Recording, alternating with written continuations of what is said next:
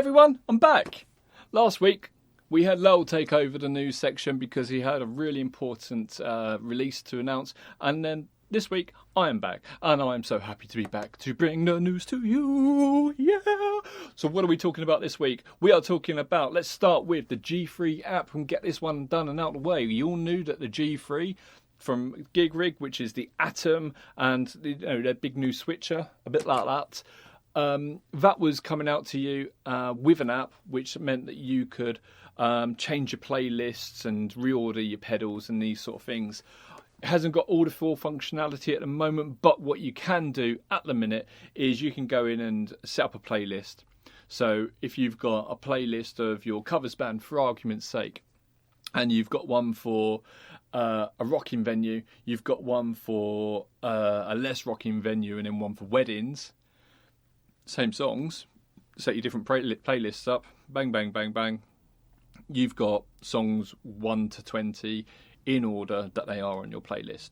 If you play in different bands, you've got that band, that band, that band. You just switch it over on your phone, and it Bluetooths to the switcher, and it tells you, okay, now I'm playing in my thrash metal band, and I'm not playing in my barbershop quartet or something, you know.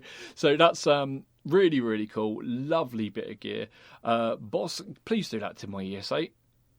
It'd be well cool. Nice thing about that is you can sit at work and you can like reorder your pedals and stuff when they've got that functionality out. That's pretty exciting. Right, moving on. If you like what you see, you like the news that we bring you every week and we kind of sum it up into like a 5-10 minute video, then like, subscribe, share this. It really goes really far to help with what we do. If you don't like it, you don't have to, obviously. But if you do appreciate what we do, we appreciate your support. Cheers, guys. Next bit of news. Origin Effects. Now, they make great pedals. Really, really, really great pedals. Simon over there is, he knows compression inside out. We've had really long conversations about compression, and the guy is just phenomenal. Now, they created the Revival Drive a couple of years ago now, and it's a massive, great big pedal. And although it sounded amazing, one complaint that a lot of people had was it was so complex they didn't know how to get the good tones out of it. So they brought out compact versions, a bit like the compact Cali 76, which I use, and it's amazing. Best compressor on the market. I've got to give them that shout out. Now, they've brought out, since then, a hot-rodded version, which sounds like a hot-rodded plexi or a rectifier, that sort of thing, version of the Revival Drive, a big one. Now they've brought out a smaller version, a compact version, still does all the tones. They even demoed it sounding like a fresh amp. Now, it really does sound like amps. I'm guessing they use FETs in there in replacement of the valves because FETs behave like valves. But yeah, let's talk about price. Normal big one, 500 quid, but complex. The smaller one, £320 and not as complex. You're saving quite a bit of money there. You're saving 180 quid. You are getting less, but you might get more out of it, if you see what I mean. Let's pick them up on one thing, right? I'm gassing really hard for this pedal. It looks so cool. But when I'm watching a video and it says more gain, more sustain, more aggression, I did laugh a little bit, I must admit. I probably wasn't supposed to laugh at that, but it was, a little bit cheesy. But I tell you what, it does exactly what it says on the tin, because when I was listening to that video, it did have more gain, more sustain, and more aggression than the original. So, yeah, it is what it is. Next news, Zander Effects. We've got a very good friend over at Zander Effects. That's Alex Miller, and we've been friends for a good few years now. He makes some really great pedals, but they've got a lot of knobs on them. They're very big, and it was one complaint that people had, I guess, it was the size of the pedals, because let's face it, we're all after getting really good bang for a buck in terms of size. And that's exactly what Alex has realised, and he's gone out of his way to take his pedals, which are usually this big, and put them into something that's like this big. A bit like a Chase Bliss pedal with lots of knobs on it, but they're not overly complex. They are pretty straightforward. but they give you lots of tone sculpting possibilities.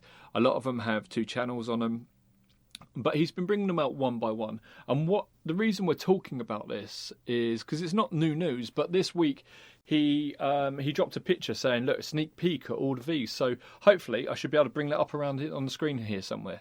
So yeah, that's what that's a sneak peek at the entire range in the compact pedal design.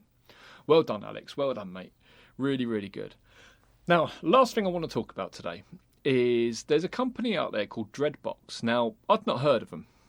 You know, I can't have heard of every single pedal company. We do try.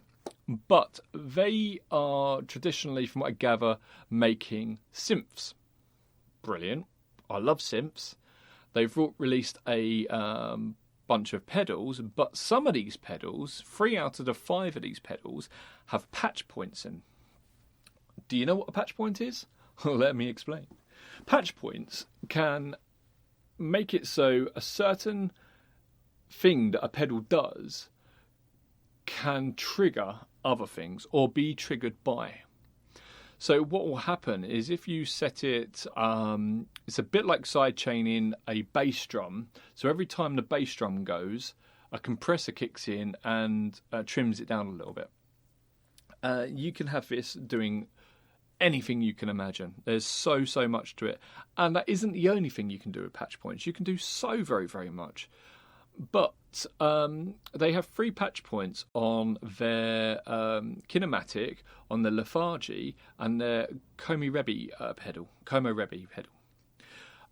And then they've got a couple of others. So let's go through the pedals. We're not going to go in depth with them, but it is a fantastic little thing. And what I'm thinking I'm going to do is hit these guys up and see if we can start demoing some of these, because they've piqued my interest in a big way. So the kinematic is a compressor and filter, and that has patch points. It's interesting putting a compressor and a filter in together. That is quite interesting. Lethargy is an 8-stage phaser. 8-stage phaser, an 8-stage phaser that has the ability to switch the type of waveform, which is really cool. That has 3 patch points as well. You've got the darkness and the raindrops. Darkness is a stereo reverb. The raindrops is a stereo delay and looper. They do not have patch points. And then the Como Rebi, I think that says Como Rebi, I'm struggling to read my own writing here, is a chorus and flanger. Obviously, chorus and flanging are very much the similar sort of effect, but at the time slightly different on them. So it's quite easy to put both into one effect. It is analog. That does have patch points as well. Very interested in this. They look really great. You know, they're not standard boxes. They are their own bespoke looking boxes. Yeah, very interesting. I have a look at the links in the description. I urge you to go and have a look at these. Right, thanks very much, guys. I'll see you all soon. Bye-bye.